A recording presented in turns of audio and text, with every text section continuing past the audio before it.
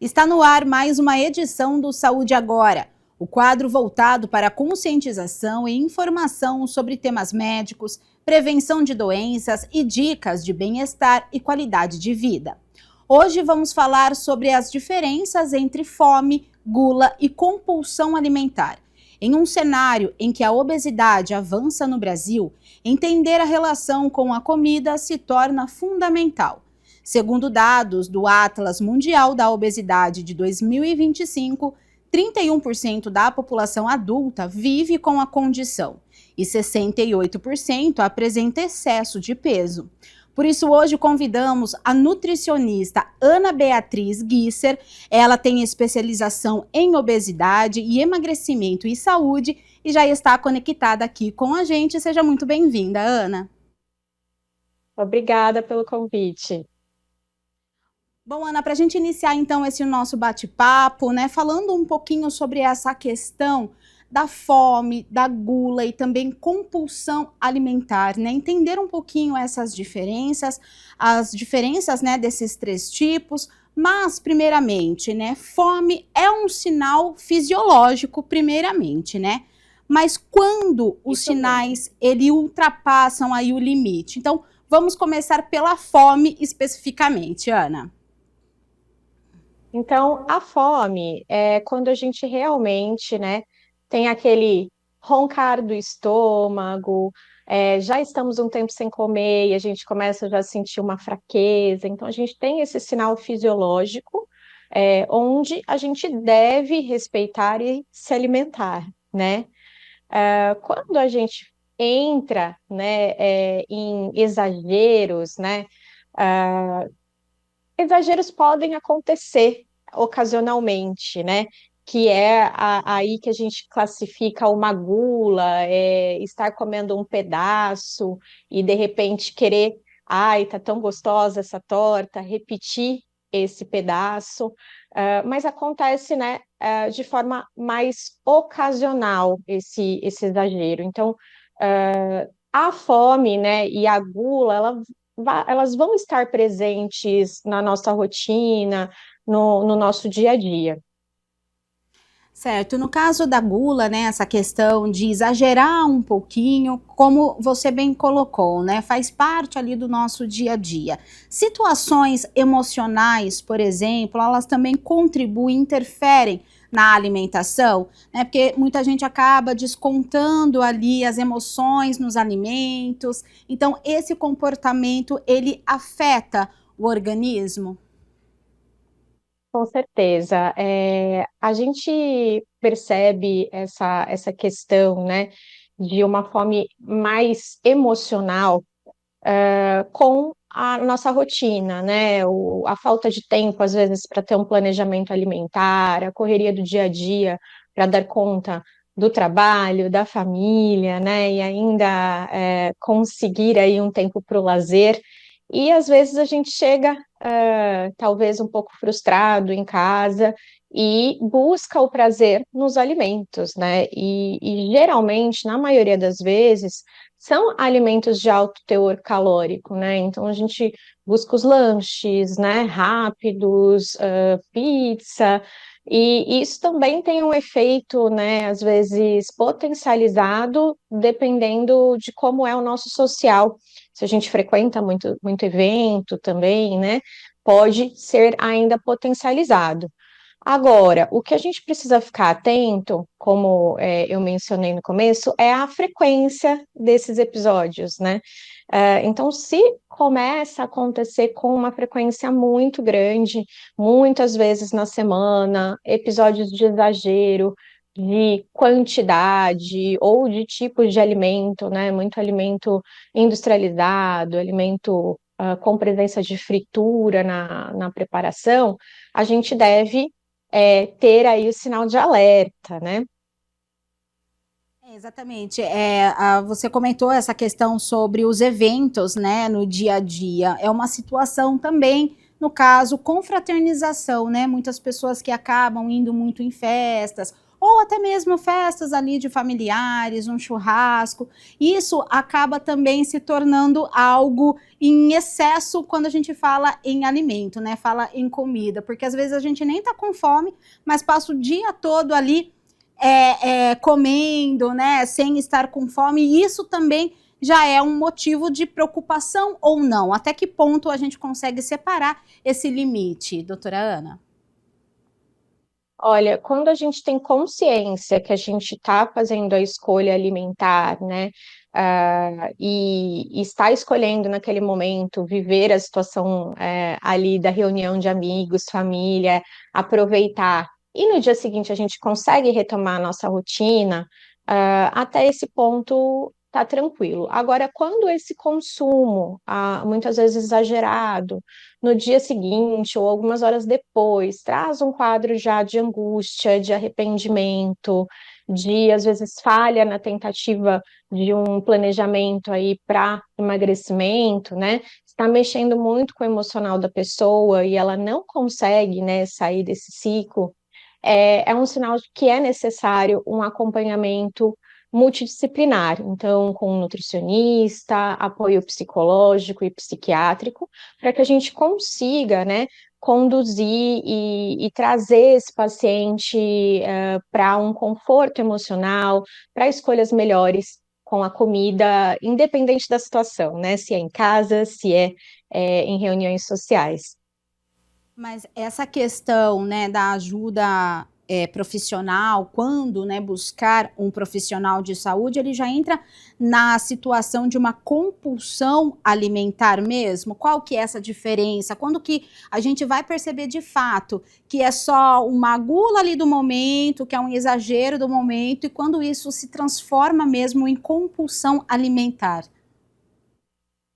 Cassiane, quando começa a acontecer assim, num volume grande durante a semana, não é mais uma coisa pontual de um sábado, um domingo ali, ah, né, a cada 15 dias, uma vez na semana, aí já é um alerta para a gente buscar ajuda. Muitas vezes a gente acha que está num momento mais estressante, mais corrido, acaba demorando muito para buscar ajuda profissional, e é por isso que hoje a gente tem, né, esse número tão grande de pacientes ou com algum grau de sobrepeso ou portadores, né, aí da obesidade, né, em graus mais elevados. Como que é feito, então, doutora Ana, essa questão do acompanhamento, né? Existe um tratamento especializado para essas pessoas que já foram diagnosticadas com essa compulsão alimentar?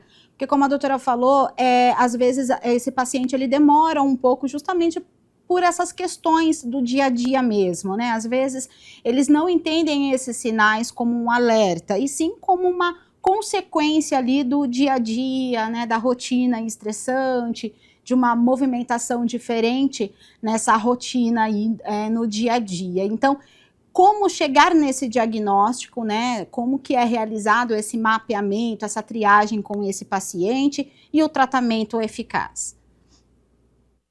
Então, geralmente, né, quando a gente identifica isso no consultório da nutricionista ou da psicóloga, o caminho é encaminhar para uma avaliação psiquiátrica, porque quem vai fechar esse diagnóstico é o psiquiatra, né? E a partir do diagnóstico fechado, né, de compulsão, de qual é o transtorno alimentar que esse paciente apresenta, é que a gente vai traçar o plano de tratamento.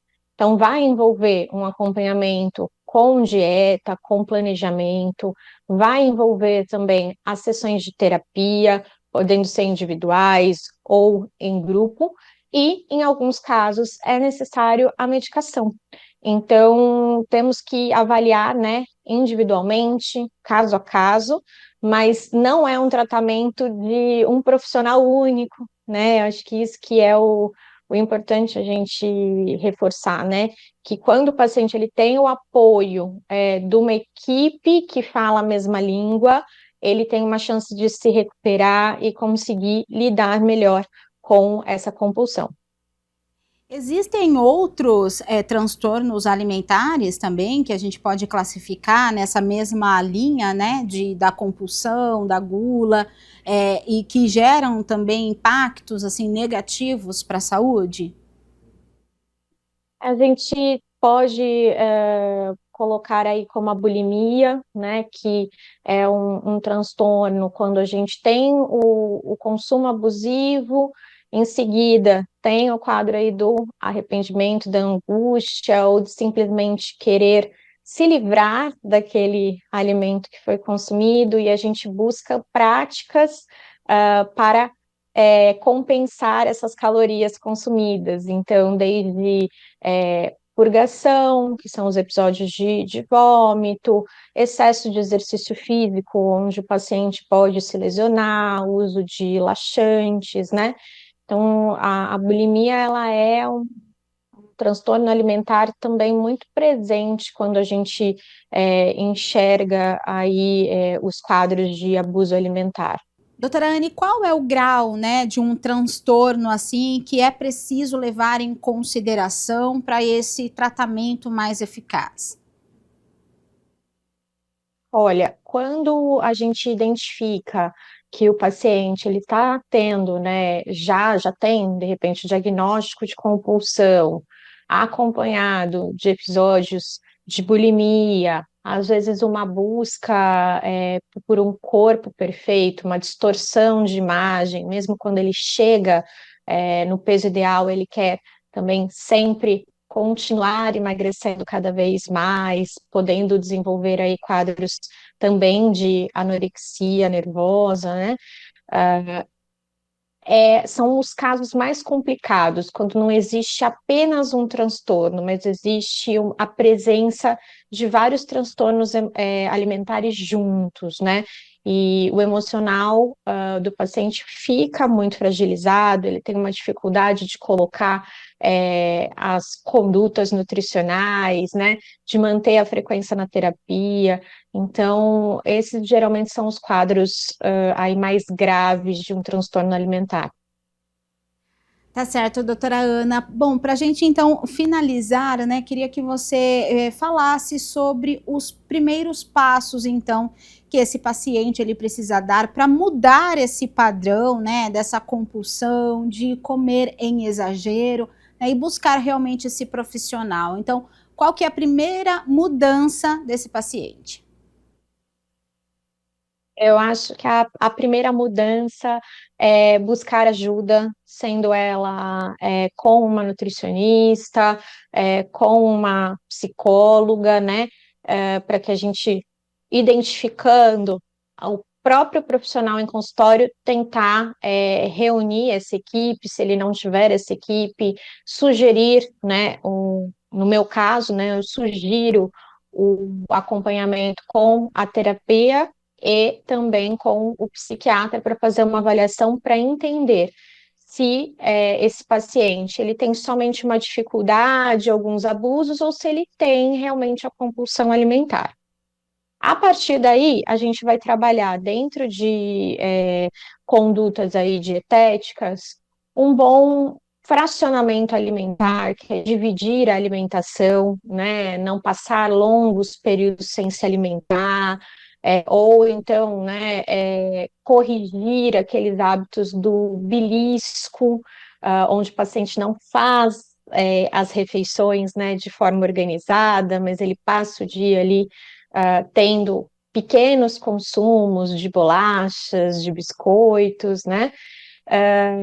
E integrar essa equipe, né? É muito importante, como nutricionista, não trabalhar sozinha, né? Ter essa consciência de pegar, né, realmente aí o telefone e ajudar esse paciente fazendo contato com a terapia, com a terapeuta que ele escolheu, com o psiquiatra que ele escolheu, para que a gente possa tratar o paciente globalmente. Então, entender o que, que ele está trabalhando na terapia, entender se o psiquiatra está fazendo uso de alguma medicação, como essa medicação pode interferir no comportamento alimentar, né? E assim a gente vai conseguindo ter esse controle, ter essa melhora. Muito obrigada, doutora Ana, por trazer toda a sua experiência aqui para o Saúde Agora, né, e passar um pouquinho compartilhar um pouquinho aí da sua história, né, em relação aos pacientes com esses transtornos, essas compulsões, e mostrar de fato que realmente a busca pelo profissional é tão importante aí quanto, né, a saúde e bem-estar. Então, muito obrigada pela sua participação. Eu que agradeço. Obrigada. Bom, o Saúde Agora fica por aqui. Nós temos um encontro marcado na próxima edição. Te espero. Até lá.